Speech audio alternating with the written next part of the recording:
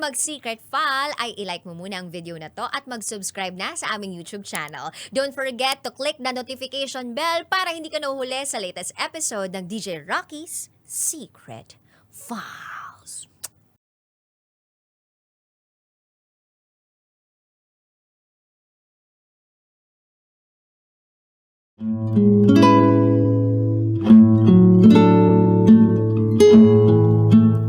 And now, it's time for DJ Raqi's Secret Files.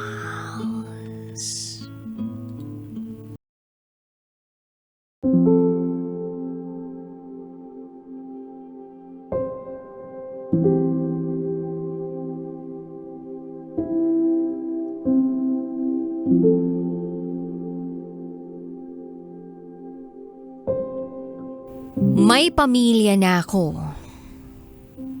nang bigla siyang bumalik.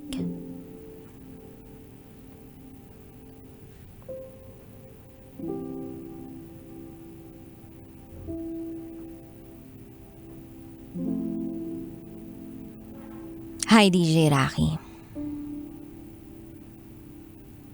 Isa ako sa mga silent listener ng iyong programa. Hindi ako makapaniwala na ngayon ay magbabahagi rin ako ng sarili kong storya. Itago mo ako sa pangalang Micah. At ito, ang aking secret file.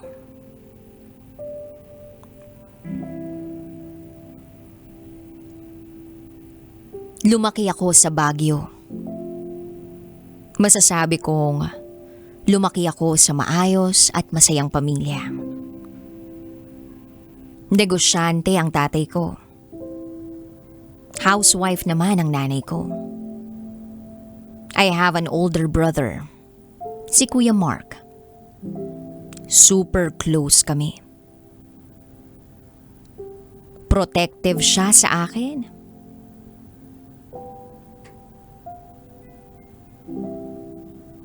Ako naman, tahimik at mahiyain. It was difficult for me to make friends kasi bata pa lang ako. Marami na akong insecurities. Buti na lang, laging nandyan si Kuya Mark para sa akin. Madalas, pinipili niya na samahan ako sa bahay kesa maglaro sa labas. Minsan, sinasama niya na lang yung best friend niya sa bahay at nagbabonding kaming tatlo. Itago natin ang best friend ni Kuya Mark sa pangalang Andrew. Magkaklase sila. Pareho silang grade 6 at ako naman grade 4 that time. Guwapo si Andrew. Mabait, matalino, and very charming. Half Filipino and half American siya. Maraming nagkakakrush sa kanya sa school namin kasi nga guwapo at mestizo. Isa sa mga nagkakakrush sa kanya, ako. Sa totoo lang, hindi ko lang siya nagustuhan dahil guwapo siya. Kundi dahil mabait siya at maalaga sa akin. Pero alam ko na hindi naman interesado sa akin si Kuya Andrew. Kuya Andrew. Parang nakababatang kapatid na ang turing niya sa akin. So sino ba naman ako para magkagusto siya sa akin? Hindi ako kagandahan, morena, hindi gaanong katangkaran, hindi marunong mag-ayos at medyo may pagka-boyish gumalaw.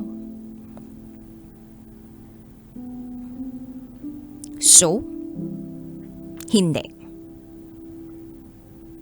Hanggang paghanga lang ako. Kuya Mark, Andrew, and I made a lot of good memories nung mga bata pa kami.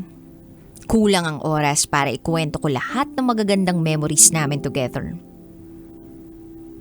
Parang hindi na kami mapaghiwalay. Hanggang bang lumilipas ang panahon, mas lumalalim ang nararamdaman ko para kay Andrew. Nung graduate, sina Kuya Mark and Andrew nung high school, pinili ni Kuya Mark na mag-aral sa Maynila. At yun ang pinakamahirap na pakiramdam na naramdaman ko. Pakiramdam ko iniwan niya ako. He's not just my brother. Siya ang best friend ko. So nung umalis si Kuya Mark papuntang Maynila, mas naging close kami ni Andrew. Hindi siya nakapag-college kasi nagkaroon siya ng family problem. Naghiwalay ang nanay at tatay niya. Yung dad niya, gusto siyang isama sa Amerika. Pero ayaw ng mom niya. So ang nangyari, nag-decide ang dad niya na hindi na sila suportahan financially. So, his mom will be forced na ibigay siya sa dad niya. And during that time, I was there for Andrew. Pinaramdam ko sa kanya na hindi siya nag-iisa.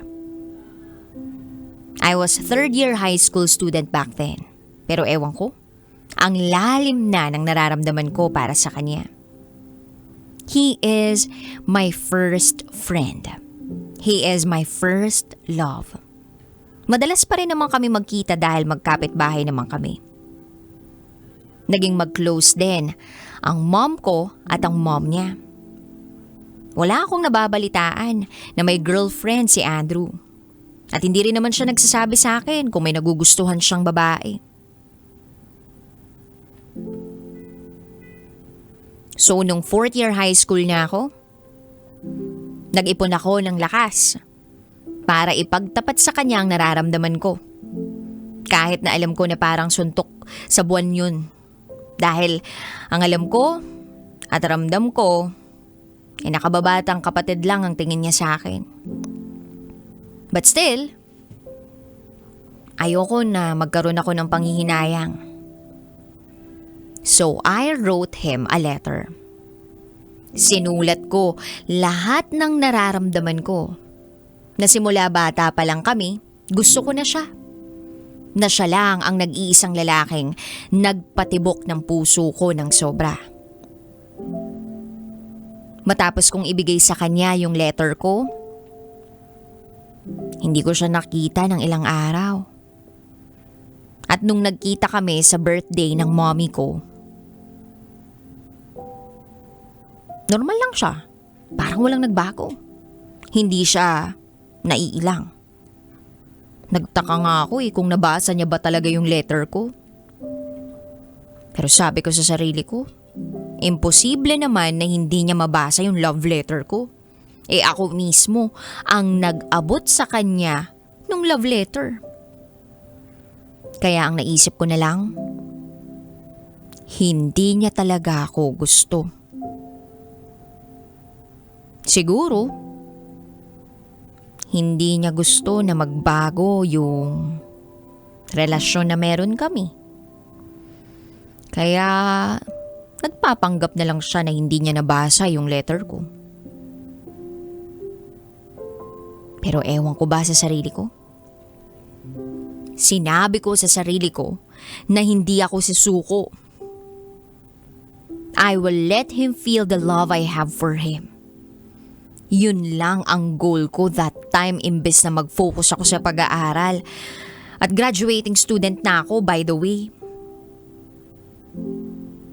Ang nangyari, I wrote him love letters every day. Sa stationery, sa tissue, sa scratch paper, kahit saan na lang ako nagsusulat. Kinlose ko lahat ng mga nagmamahal sa kanya, especially his mom. Nagpaturo ako mag-bake sa mommy ko para mabigyan ko siya ng cupcakes. In short, ako ang nanligaw kay Andrew. But I was happy. Masaya ako na hindi niya ako iniwasan kahit ganun yung ginagawa ko.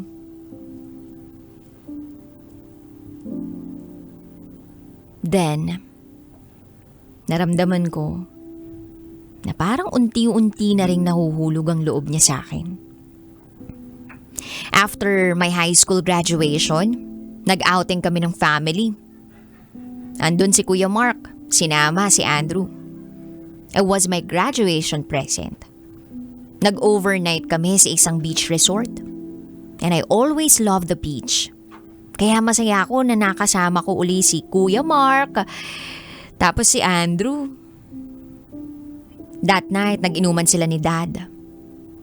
Kasama si na Kuya Mark and Andrew. Maagang nakatulog sina Dad and Kuya. Then, I asked Andrew to stay with me. Malapit lang naman sa beach.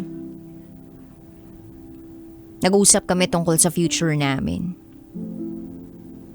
Sinabi ko sa kanya na mag-aaral ako ng nursing. Tinanong niya ako kung kinakabahan daw ba ako. So, anong plans ko after graduation? So, while I was talking, he was just staring at me. And then napatigil ako kasi parang iba na yung tingin niya sa akin. Nagkatitigan kami ng 1 minuto. Walang nagsasalita. Hanggang sa bigla na lang niya akong hinalikan. Hindi lang yun basta-basta smack na kiss. Pero eto yung klase ng halik na very passionate. Naloka ako doon, DJ Raqi, biro mo. Ganun ka-intense ang first kiss ko. After that, hinawakan ko yung kamay niya. Walang usap-usap. Basta ang alam ko, ng gabing yun, masaya ang puso ko. I am so much contented. Kinabukasan, we acted normal. Umuwi kami nang hindi pinag-uusapan ang nangyari sa amin. Lumipas pa ang mga araw, wala pa rin pag-uusap ang naganap. Hindi ko alam kung kami na, pero masaya ako. Not until kinailangan kong pumunta sa Maynila. I was with Kuya Mark. Pumunta si Andrew sa house namin and said goodbye. Hindi ako nahiya sa parents ko at kay Kuya. Niyakap ko talaga siya. Yung feeling na hindi pa kami, pero ang pakiramdam ko, nagbe-break na kami that time. Ang sakit. I was thinking if that kiss meant more. Or goodbye kiss lang ba yun? Hindi ko alam. Kung kaya kong hindi siya makita ng 1 week. OA na sa OA pero ang sakit talaga. Pero syempre alam ko na hindi ako dapat mag-dwell sa pain. Kailangan ko mag-aral ng maayos kasi college student na ako. Nakabase na rito kung anong future ko. So naging busy ako sa pag-aaral. Mahirap ang nursing na kurso. Kaya nag-focus ako. I lost contact with Andrew.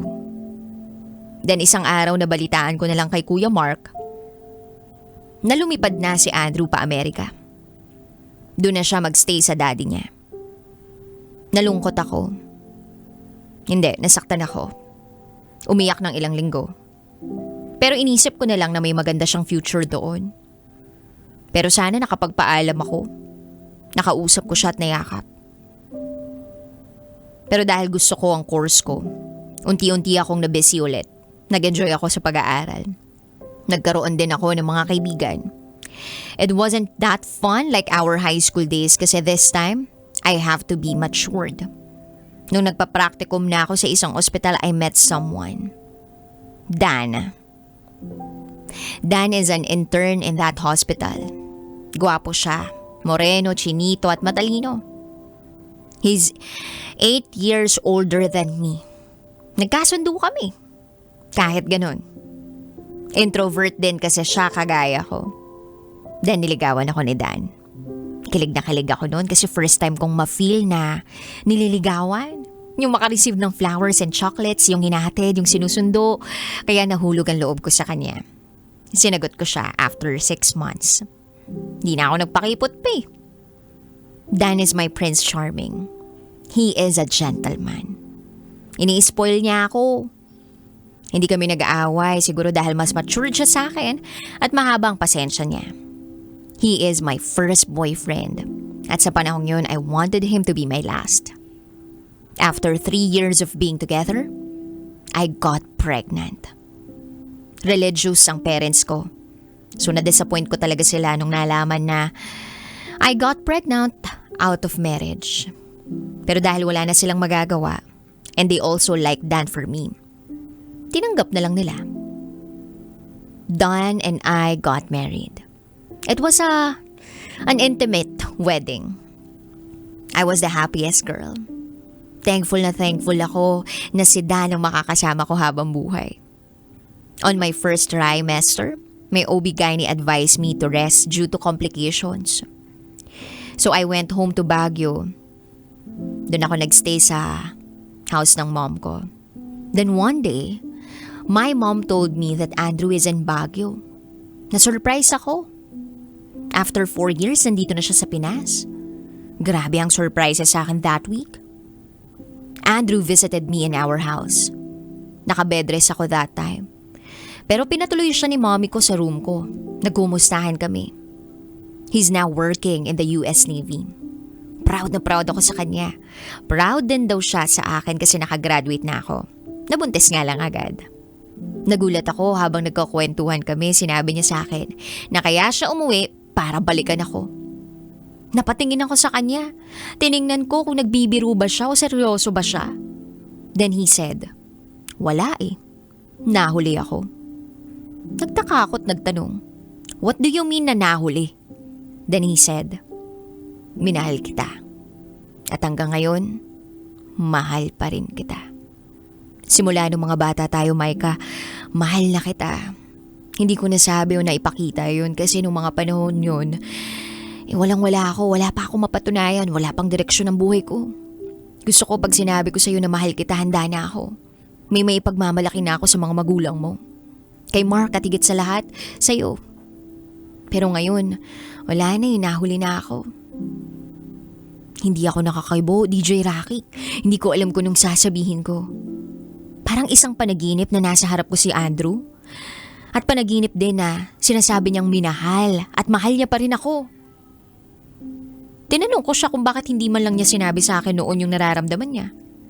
Sabi niya natakot daw siya pag naging kami, may masabi ang mga tao.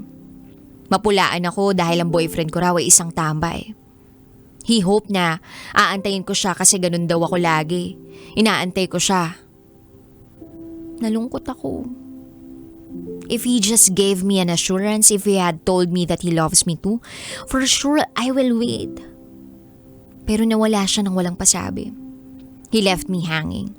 He left me thinking that he doesn't love me.